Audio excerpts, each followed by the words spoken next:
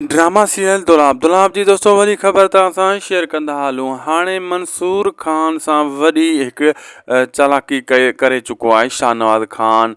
ऐं ॿी ॻाल्हि तव्हांखे ॿुधाईंदो हलां, हाणे मुराद वारा इन शइ जो फ़ाइदो वठण जी कोशिशि कोन कंदा। उन्हनि खे पीरल चवंदो इन शइ जी फ़ाइदो वठूं।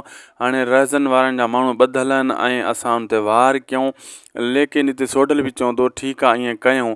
मुराद इन शइ ते मना कंदो, चवंदो दुश्मन सां असां पोयों चोरी न विढ़ंदासीं, जॾहिं विढ़ंदासीं साम्हूं विढ़ंदासीं। रहज़न ककरवण खे वॾो गुस्सो हूंदो आहे, मंसूर खान छो पुलिस मोकिली। हालांकि पुलिस उहा शाहनवाज़ खान मोकिली हूंदी आहे, मंसूर खान न मोकिली हूंदी आहे, जॻहनि जा माण्हू ॿधे वेंदी आहे।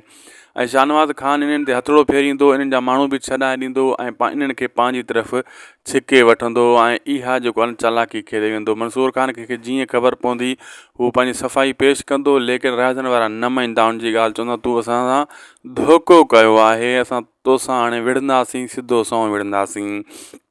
पोइ बि कोशिशि करे करे मंसूर खान जेको आहे हिनखे सम्झाए ऐं पंहिंजे मतिलबु उतां अॻिते घुराईंदो आहे ऐं ॿिन्ही धुरनि में ठाह कराइण जी कोशिशि लगातार कंदो रहंदो आहे।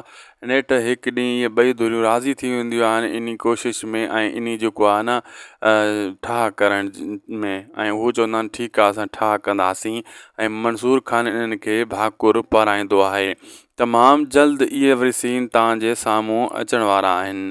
दोस्तो वीडियो पॻो पंहिंजी पुॼाणी ते असांखे ॾींदा इजाज़त। जे वीडियो सुठो लॻो सब्सक्राइब लाइक शेयर ज़रूरु कंदा।